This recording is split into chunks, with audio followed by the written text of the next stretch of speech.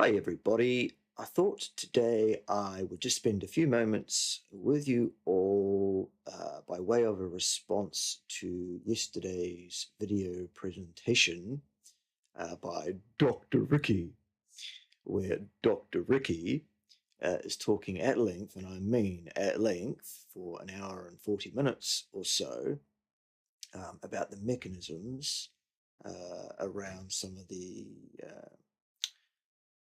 causes of atherogenesis, leading to atherosclerosis, leading to CVD, heart disease, that kind of thing. Um, the the first comments I need to make about the video posted by Dr. Ricky uh, are along the lines of a repeat of my challenge to Dr. Ricky to come forward, to identify himself, and to provide us, by which I mean me, in confidence, with his medical registration number. The reason being that there is very good, very high level evidence to suggest that Dr. Ricky is in fact an imposter, does not exist, in fact, as an actual person, but is indeed a character, is indeed somebody else, most likely, who is masquerading as a medical doctor. Anywho, I have once again issued the same challenge that Dr. Ricky should come forward. I have once again invited Dr. Ricky to have a debate with myself on camera regarding these issues. Dr. Ricky has not come forward, and neither has Dr. Ricky agreed to round two of a discussion with me on camera.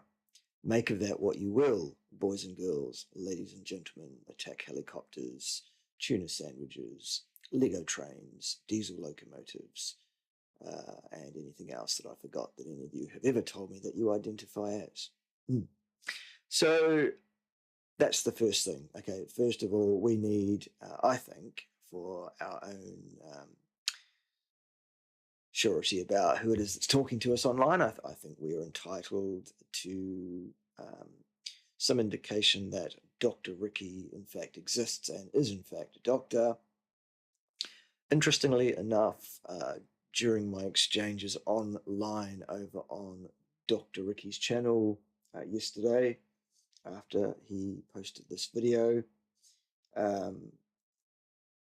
one of the devotees, one of the supporters of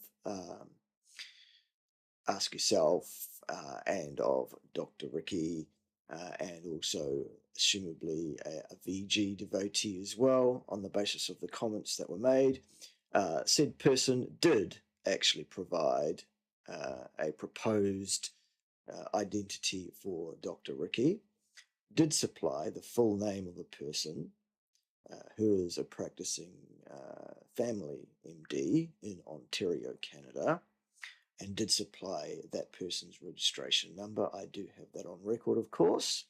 That will be going into calculations around, how things pan out in terms of all of this, and we can then check into that and see if that person is or is not Dr. Ricky, should we require the need to do that at any point.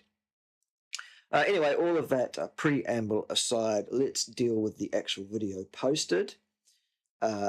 Initial commentary about the video itself, I have to say that the information provided in that video, that 1 hour and 40-minute video, at large, on the whole, is remarkably good, actually.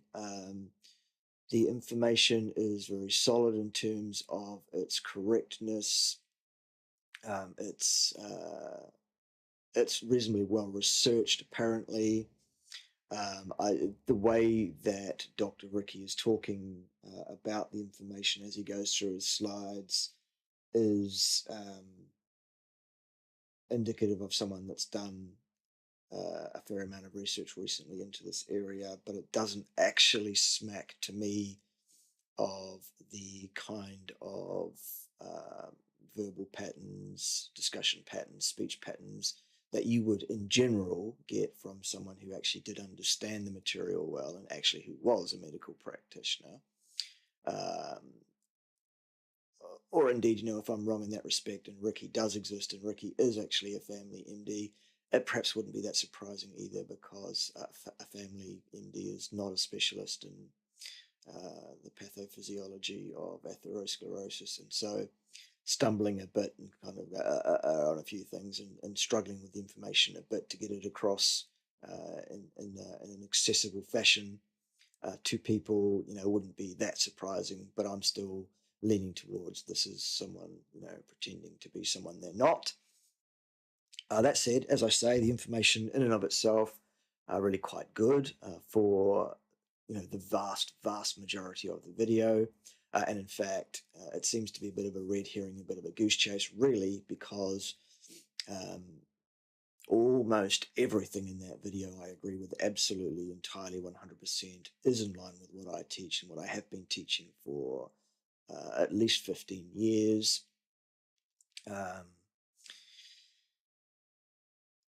None of it is a reason to actually doubt what I've been saying all along around the fact that low-density lipoprotein cholesterol is not a causal factor in atherogenesis, atherosclerosis, heart disease, or any other form of health concern, actually, except that what we can do basically is distill all the information in that video down, and there's really only 2 points of contention that I have pulled out of it after a quite careful look through the video from start to finish.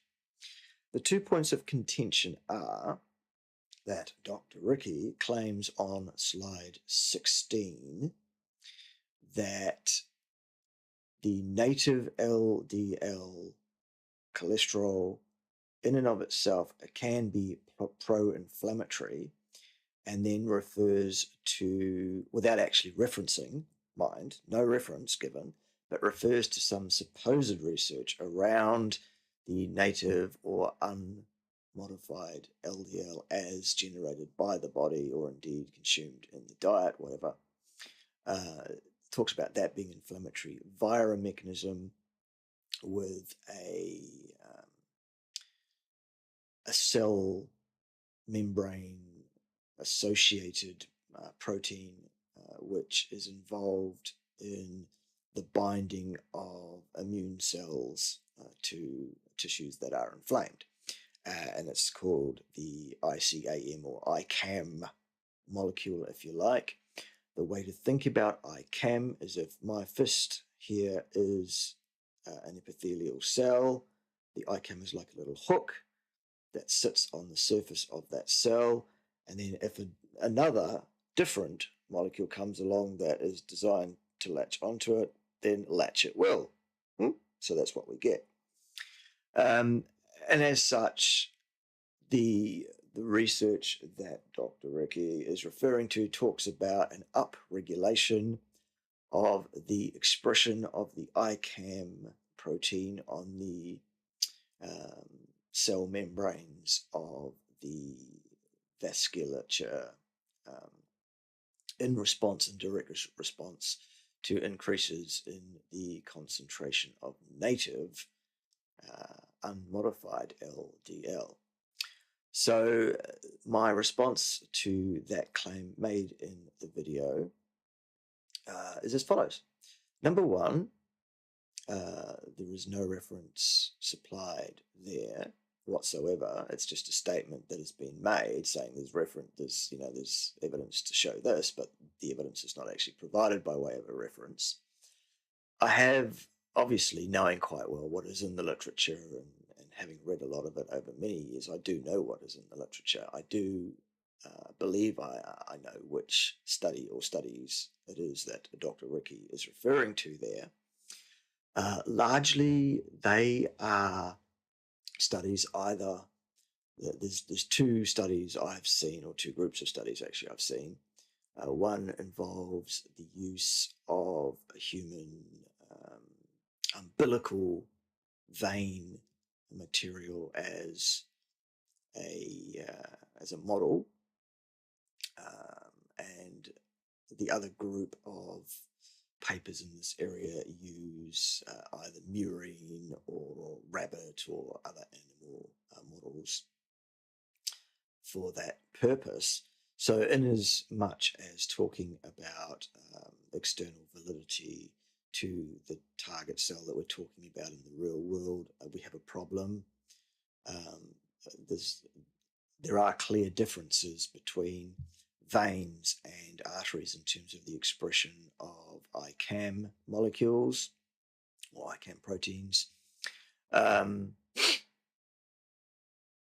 So, comparing veins with arteries, even in the same individual isn't going to work, let alone using tissues from completely different sorts of organs,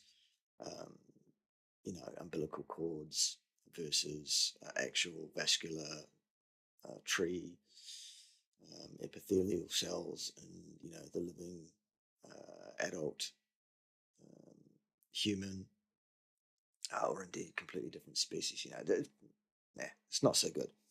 Anywho, all that aside, that sort of saying, that's not particularly scientific, to then turn around and say that increasing the concentration of LDLC, even if it is associated with an increase in the expression of ICAM molecules, proteins, that doesn't mean it's pro-inflammatory, okay?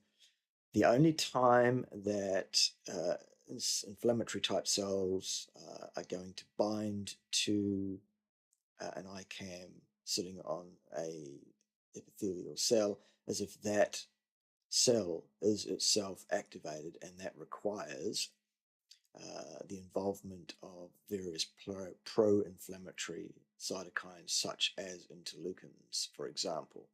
There are several different classes of these pro-inflammatory mediators that need to be activated before the cell will then actually put its hook out so that it will bind.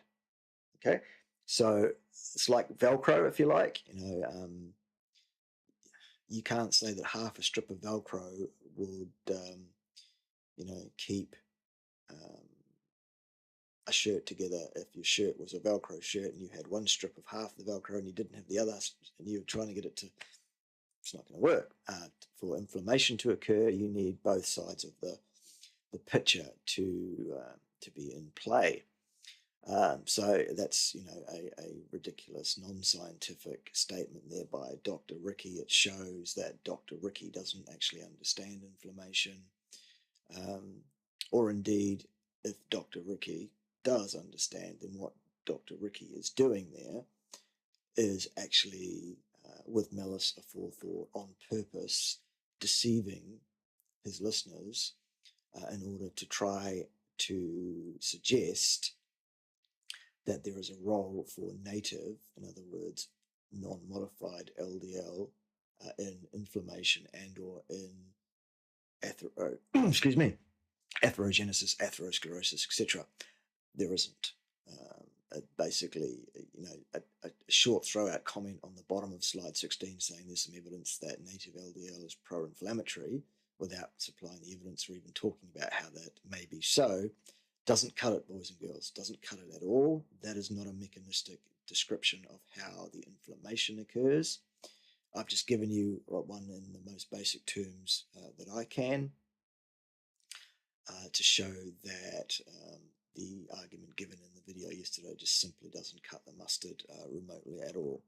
So what we're saying is that for an inflammatory cell, an immune cell, to bind to an epithelial cell to start doing its work there, number one, we need an adhesion molecule on the epithelial cell, and we need a matching adhesive cell, a ligand for the adhesive protein on the epithelial cell. They both need to be activated, ready to go. That requires inflammation. That requires the involvement of pro-inflammatory cytokines. That involves an inflammatory response in the body. And in fact, even if you have a short-term inflammation situation, that is actually not an atherogenic thing, because if that inflammation resolves as per the natural processes that it should do, then we don't have a problem. It's only when LDLs that are oxidized or glycated are bound to the epithelial cells and are not released for a significant period of time that this damage occurs, and that's what instigates the inflammation, and it's that activates and causes the atherosclerosis to begin. It is simply not the binding of inflammatory cells as described in the way that Dr. Ricky has described it. Following on from that, it also turns out that in humans, again, this is why I was talking about why it's very important to make sure that your animal model is externally and internally valid for what you're trying to extrapolate your findings to. That's why animal studies are not good, because in animal studies, the ICAM molecule is highly involved in such processes. In humans, in fact, the ICAM model is not the most important binding protein in terms of the vascular epithelial cells. It is, in fact, a different one called VCAM. And it's actually the VCAM which is highly involved in atherosclerotic lesions in humans, not ICAM at all. So that's another reason to basically go, Dr. Ricky, you got it wrong, pal. You made a big error there. You've tried to pull the wool over people's eyes, and all it takes is an actual scientist who understands actual, pathology that's going on here to come online here and say, you got the wrong protein, pal. It's not ICAM. It's VCAM in humans, and VCAM in the same way needs to be activated via pro-inflammatory cytokines and things like that. And that's there's no evidence that an increase in the concentration or the amount, I should say, of LDL, native LDL floating around has any effect on the expression even of VCAM or indeed of ICAM, as it turns out, in humans. And I've got a study that I will go to support that assertion a little bit later on.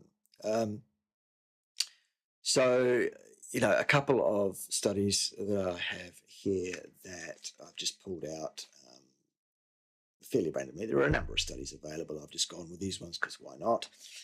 Here are a couple of different studies that talk about the requirement for pro-inflammatory cytokines to activate inflammatory cells before they will bind to the binding proteins that may or may not be expressed on the epithelial cells. You could go to the Journal of Immunology, 1986, Volume 1, pages 245 to 254 for one reference around that. And another reference that you may be interested in is in Nature, number 331, pages 624 to 627, and that's a 1988 paper. So if you'd like to go and have a look at those papers, they clearly outline the requirement for pro-inflammatory cytokines to activate cells before they will bind. That's the part that says you need two sides of the Velcro, one side won't do it, and saying that the addition of one side of the Velcro as a pro-inflammatory artifact is therefore completely false, unscientific, non-mechanistic, and the sort of thing that you'd expect from someone who had an agenda to push and had the will to try and pull over people's eyes. So nice try, Ricky. Epic fail. Wrong in that respect. Native LDL is not involved in the upregulation of any of the binding proteins on human vascular epithelial cells in the arteries, which is where atherosclerosis occurs.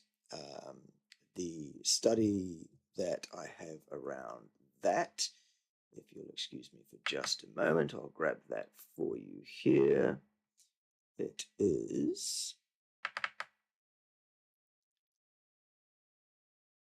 Cell Stress and Chaperones, 1997, issue 2, number 2, pages 94 to 103.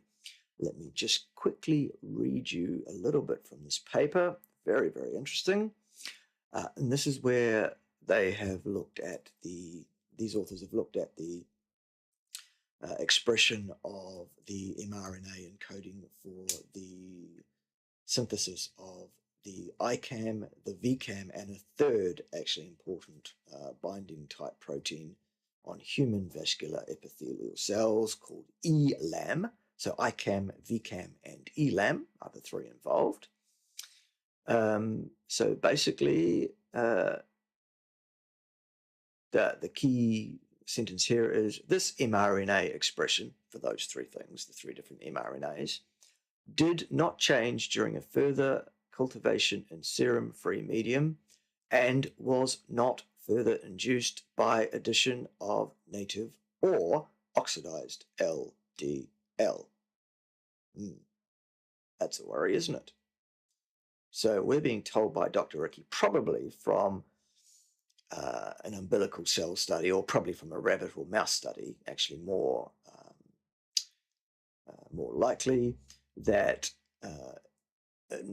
increasing the concentration of native LDL is associated with an increase in the ICAM molecule, and therefore it's pro-inflammatory. Here's a study in human beings that says, nope, that's not so at all. So sorry, game, set, and match there, Dr. Rickey. You lose again. Epic fail there. In the study that I'm talking about here, they had different classes of oxidation, or different levels of oxidation for LDL. They had a native or non-oxidized LDL. They had an oxidized LDL, which was slightly oxidized. They had a moderately oxidized, and they had a highly oxidized form. And neither the native nor the oxidized had any effect whatsoever on ICAM, VCAM, or ELAM expression in human vascular epithelial cells. Only moderately and highly oxidized form of LDL did that. Game, set, and match. Sorry, Ricky, wrong. Okay, so there we go. That's basically that one there. So that said, that was the first major error in the video by Dr. Rickey that I hope should sort it out for you. Just absolutely ridiculous nonsense there, and purely, as I say, it's either a mistake from someone who is completely out of their depth and doesn't know what they're talking about as regards the scientific inquiry around the pathophysiology of atherosclerosis in human beings, or it's someone who is trying to pull the wool over people's eyes to suit their own agenda. Either way, doesn't matter. Either way, what that does is basically destroy completely any credibility that Dr. Rickey may have had by posting what is otherwise a quite good video, as I said, in terms of some of the mechanisms around it, etc., etc. So that was point one. Point two, later in the video, Dr. Rickey talks about, he makes the admission basically that actually it's modified LDL that is involved in the atherosclerotic process. It's still not causal, it's involved. Native LDL, not at all, only modified. And as such, he talks about the forms of modification of LDL, and he talks about glycation as one. That's the sugar associated one. He talks about oxidation, which is the oxygen form. He talks about carbamo, which is another form again. And then he has several different forms of the different things that can alter the LDL molecule and then make it so that it's pro-atherogenic.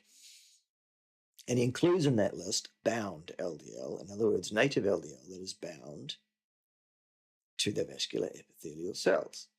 Okay, that's just ridiculous. Bound is not altered. Bound can be released.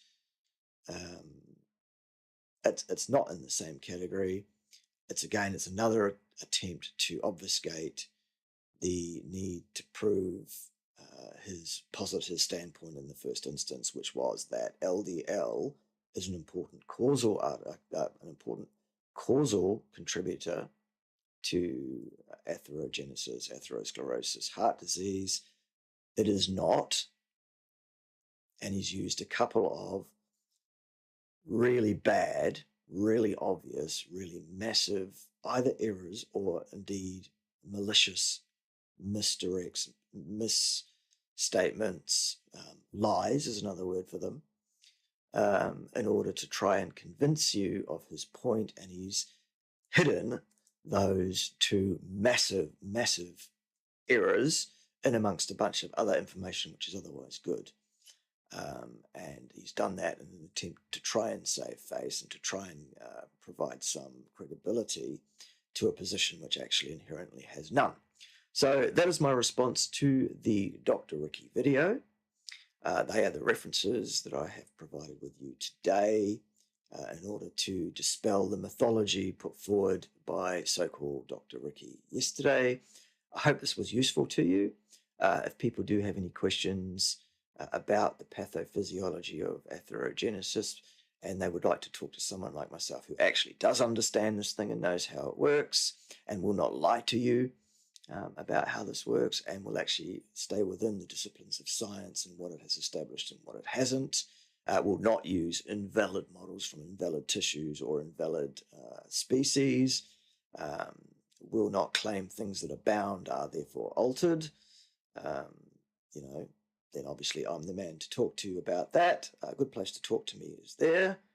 That's a really good place to come and get consultancy on any number of issues around nutrition, health and fitness, exercise, planning and execution, preparing yourself for any given events, be those physical in nature or indeed in terms of body composition, for aesthetic purposes or whatever else. They are all areas in which I am highly expert, along with pathophysiology, general physiology, general health, and all that kind of stuff. Obviously, I'm not an MD, but I do have significant scientific knowledge and experience in all the areas that I've just outlined above. And I have instigated a new tier in my patron site this week. It's a $50 a month tier. That's the one that you will need to subscribe to if you want to see me for consultation, really, and that will be by way of Skype appointment. You can have up to 2 hours a month, give or take. I'm not going to cut you off dead at 2 hours if we're into something important or whatever. I'm also not going to let you bank time, fair enough. Otherwise, it could get out of hand on me. So that's what's on offer over there. So get yourselves over there and get registered for that. And then what I'll be doing in days to come is I'll be putting an electronic calendar up online where you can actually book yourself in at a time that suits you, and then I can come online at that time and we can have a Skype discussion about whatever it is that concerns you or whatever it is that you want some advice on, and that will be my absolute pleasure. So that's where we're going with that. Stick around. This week, there is still a lot of things going to be happening as planned if everything comes together.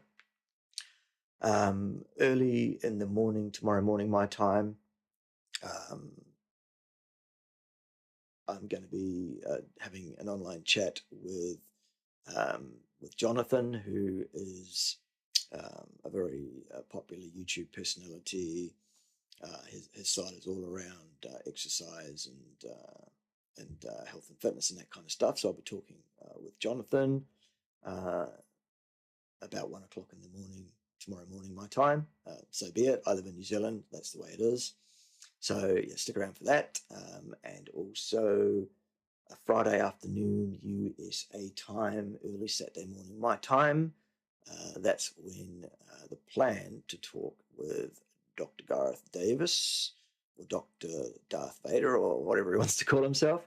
That'll be happening. That will be providing that there's no urgent surgery or anything that he's called away to do on that afternoon. Shouldn't be too much of an issue because he's actually an administrator these days, more so, and an active surgeon less, so I'm told by him. But anyway, that's the plan. Friday afternoon, USA time, Saturday morning, my time here, as in, wee small hours. So that's when that's going to be happening. So that's the plan for that. And finally, also, this week I will be posting my video where I will be going through the functioning of mitochondria in some detail, including what's good for your mitochondria, what's bad for your mitochondria, and that will also round out and become, as well as a video in its own right, it will become part 4 of the how to avoid chronic inflammation series of videos that I've been promising to do part 4 on for some time. So that's this week as well. So that's what you have to look forward to. I hope this video has been informative. I hope it's been useful.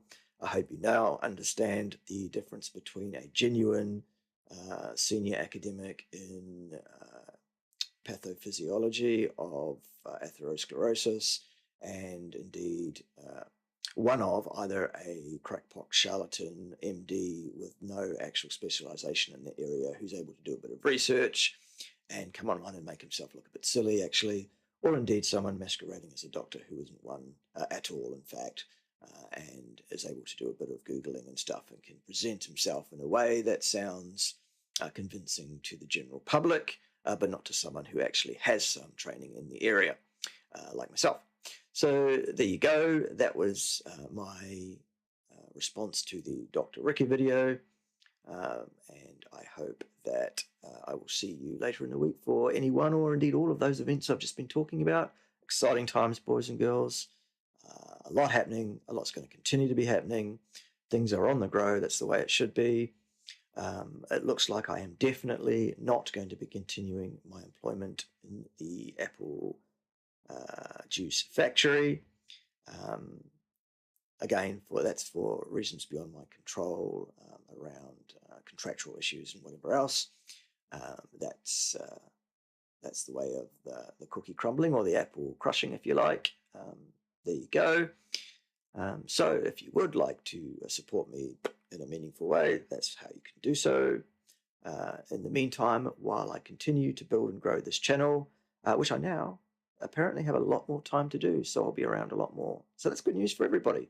Well, it's good news for most people, but it's not good news for the charlatans. It's not good news for the ideologues that want to come online and lie to you, boys and girls. It's not good news for them. But for you people that are interested in being educated and learning how things work in the real world, absolutely, I would like to think it's good news and that you would be pleased that I will be around more often. So, see you later in the week. Have a good day.